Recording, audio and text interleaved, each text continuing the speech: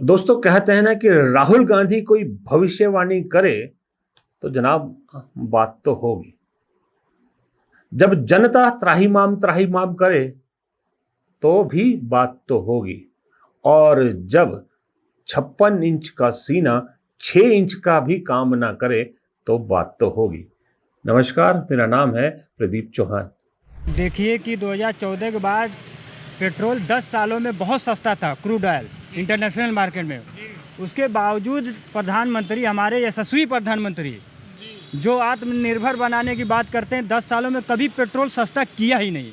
और देश की जनता पर महंगाई की मार आप देख ही रहे हैं, क्या दशा कर दिया इस प्रधानमंत्री ने इस देश में आने के बाद। क्या कहोगे मोदी जी को? पहले बातें तो बहुत बड़ी बड़ी करते थे। अरे वो झूठा है, सब नंबर एक का झूठा है। क्यों? सब झूठ की बुनियाद पे टिका हुआ है। मोदी जी का नाम सुनते ही तो एकदम भना की गया। सब गुंडागर्दी है, कुछ नहीं है। सब गुंडागर्दी है। हाँ, कुछ भी नहीं है। क्या मोदी महंगाई कम कर रहा है? मोदी अच्छे दिन ला रहा है। महंगाई, जो चीज़ एक बार बढ़ गई वो कम होती है क्या?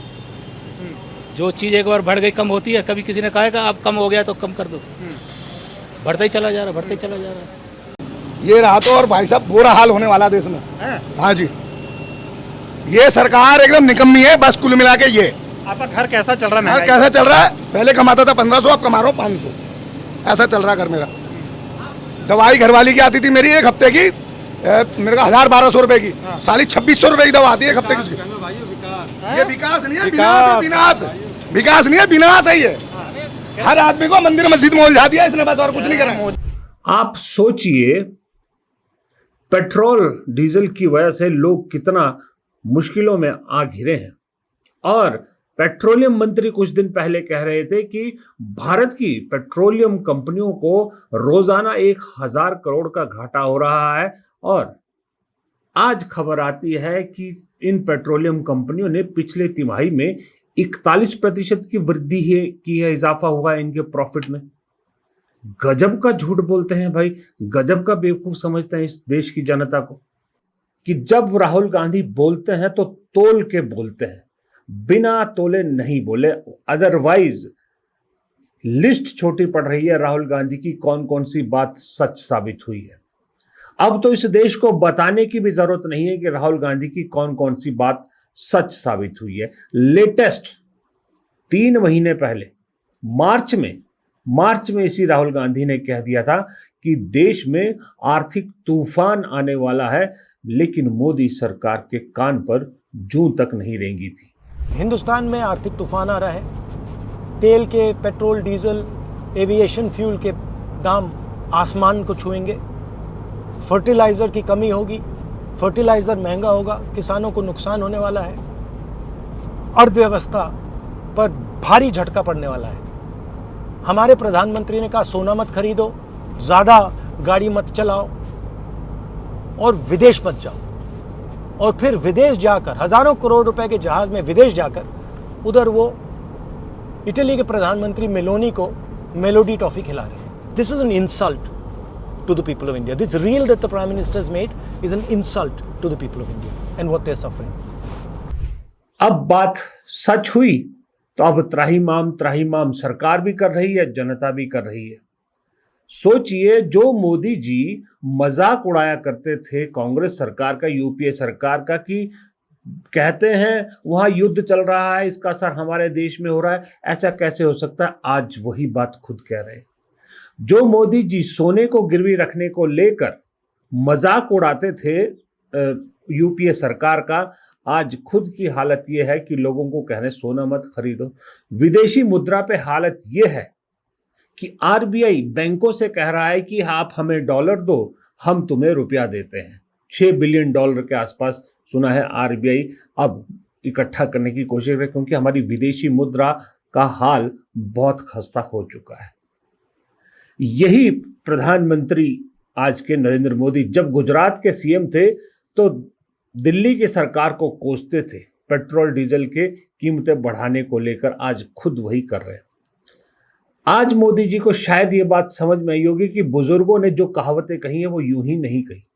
जब बुजुर्गों ने कहा था कि हमेशा सोच समझ के बोलो, पहले तोलो फिर बोलो, क्योंकि कौन सी बात कब घूमकर आपके सामने आ जाए आपको पता भी नहीं होगा। और मोदी जी ने जितनी बातें जितनी बातें पहले बोली थी वो सब घूम फिर के उन्हीं पर लागू हो रही हैं।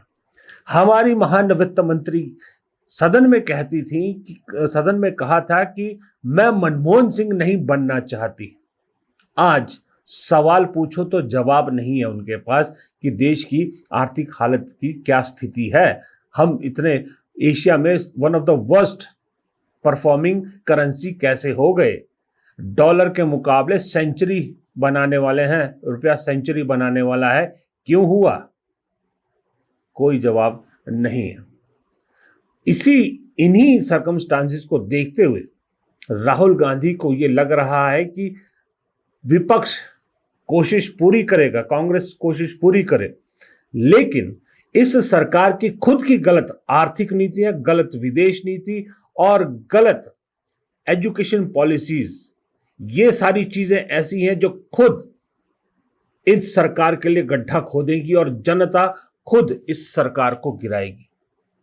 क्योंकि तीनों फ्रंट पे, आप एजुकेशन के फ्रंट पे देख लीजिए, नीट से लेकर सीबीएसई तक सब के जो हैं वो घोटाले खुल रहे हैं, पेपर लीक हो रहे हैं, बच्चों का भविष्य बर्बाद हो रहा है। जेनजी पूरा खिलाफ हो चुका है।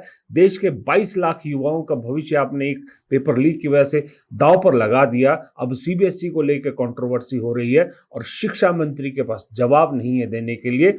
सरकार चूं नहीं खोल रही, और अगर कोई आवाज उठा रहा है तो वो है सिर्फ विपक्ष, वो है एनएसयूआई, वो है यूथ कांग्रेस, सड़क पर है। वहां से निकलते हो तो देश महंगाई की मार झेल रहा है और महंगाई से राहत देने की बजाय उल्टा पेट्रोल डीजल के दाम बढ़ाकर महंगाई को और बढ़ाया जा रहा है। जनता उससे त्रस्त है। जब उससे निकलते हैं तो देश के बहुत से राज्य ऐसे हैं जहां गर्मी से बुरा हाल है, वहां पर पीने के पानी को लोग तरस रहे हैं और लोग पानी की मांग को लेकर सड़कों पर है। तो उन्हें पीने का पानी तो नहीं दिया जा रहा, लेकिन उन्हें तितर बितर करने के लिए उन पर पानी की बौछार की जा रही है। लोग कह रहे हैं कमाल है, हमारे लिए पीने का पानी नहीं दे सकते आप, लेकिन हमें भगाने के लिए पानी की बौछार का इस्तेमाल कर सकते हैं। अब पानी की समस्या से निकलते हैं तो लोग शहरों में बिजली के संकट से उलझ रहे हैं। बेतहाशा गर्मी है। दुनिया के 100 सबसे गर्म देशों में, गर्म शहरों में से 95 भारत में है। ऊपर से बिजली कटौती हो रही है। एक कोई ऐसा फ्रंट है जहां पर जनता इस वक्त अपने आप को सुखी महसूस कर रही हो? गांव देहात में, छोटे शहरों में जाइए, घर की महिलाएं परेशान हैं क्योंकि गैस नहीं मिल रही, सिलेंडर नहीं मिल रहा। सिलेंडर के लिए 45 दिन तो आप इंतजार करो बुक करने के लिए, उसके बावजूद भी नहीं मिल रहा। कतारें लंबी लंबी लगी हुई है। आखिर इंसान करे तो करे क्या? ये आपकी पॉलिसीज हैं, ये आपकी विदेश नीति फेलियर है, ये आपकी आर्थिक नीति का फेलियर है, ये आपकी एजुकेशन नीति का फेल है। हर स्तर पर आप एक्सपोज हो गए हैं बुरी तरह से। जनता, जैसे मैंने दिखाया, सवाल पूछने लगी है। तो ये सारे एक्सपोज हो रहे हैं। राहुल गांधी ने इससे अंदाजा लगा दिया है कि अगला 1 साल बमुश्किल ये सरकार टिकेगी। पता नहीं सरकार जाएगी या नहीं जाएगी, मुझे नहीं मालूम, पर मुझे इतना तो जरूर लगता है कि राहुल गांधी की आधी बात से मैं सहमत हूं कि शायद मोदी जी 1 साल से ज्यादा ना टिक पाए। ये तो बात तय है। अब बात राहुल गांधी की बात पर बीजेपी इतनी क्यों बिफरी? बीजेपी इसलिए बिफरी कि बीजेपी को अब, अगर ये बात राहुल गांधी ने 5 साल पहले कही होती तो शायद बीजेपी हंसती। अब जो बिफरी है वो इसलिए बिफरी है कि उसके सामने भी तो ट्रैक रिकॉर्ड है ना, कि यार राहुल गांधी ने जितनी बातें कही हैं, जितनी भविष्यवाणियां की हैं, सबकी सब सच निकली।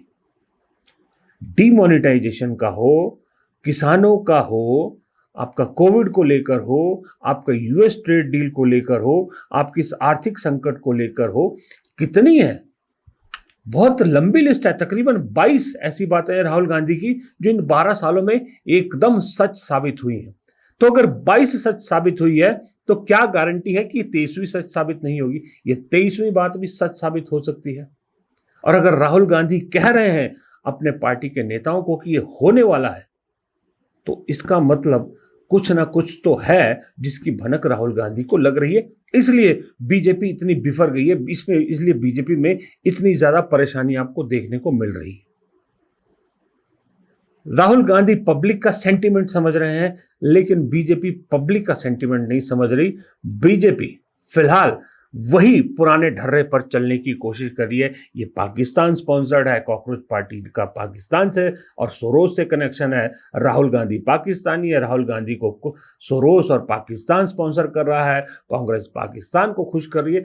12 साल से वही हिंदू मुसलमान पाकिस्तान, इसके अलावा तीसरा जवाब नहीं मिला 12 साल में। 12 साल हो गए वहीं के वहीं उसी घिसे पिटे 3 जवाबों पर अटके हैं। जब इनसे नहीं बात बनती तो शायद मुझे लगता है बहुत जल्दी आपको देश की प्रेजेंट आर्थिक स्थिति के लिए फिर नेहरू जी का नाम ले लिया जाएगा, नेहरू जी को फिर घसीट लिया जाएगा आखिरकार इसमें भी। अब तो मैं सच बताऊं, आलम यह है क्योंकि हमने चैनलों में काम किया है, अब तो जो चैनल वाले हैं ना वो भी अपने आप को बड़ी दुविधा में महसूस कर रहे हैं कि उन्हें डिफेंड करना मुश्किल हो रहा है। हर चैनल वाला ये कह रहा है कि हम कैसे डिफेंड करें कि यार 11 दिन में तीसरी बार पेट्रोल डीजल के दाम बढ़ गए। मजे की बात है वही चैनल खबर चला रहे हैं आज के डेट में। आज खबर देखी होगी आपने कि इंटरनेशनल क्रूड मार्केट में जो है क्रूड ऑयल के प्राइस कम हुए, क्रूड ऑयल की कीमत कम हुई है, लेकिन भारत में पेट्रोल डीजल की कीमत बढ़ी है। सोचिए 2 फैसले अगर सरकार ने नहीं किए होते, जो अब तक भारत की नीति थी उसी पर रहते गुटनिरपेक्ष की, तो क्या होता? अगर प्रधानमंत्री इजराइल ना गए होते युद्ध से पहले तो एक गुटनिरपेक्ष देश की छवि बनती है आपकी। ईरान आपका हॉर्मुज के जरिए जो है वो रास्ता बंद नहीं करता। और दूसरा, अगर ये सरकार ट्रंप प्रशासन के आगे नहीं झुकी होती तो रूस भी आपका दोस्त था, रूस आपको सस्ता ऑयल दे रहा था, ईरान आपका रास्ता खुला रखता, आज ये स्थिति इस देश में होती ही नहीं। आपने दोस्ती निभाने के चक्कर में देश का बंटाधार कर दिया।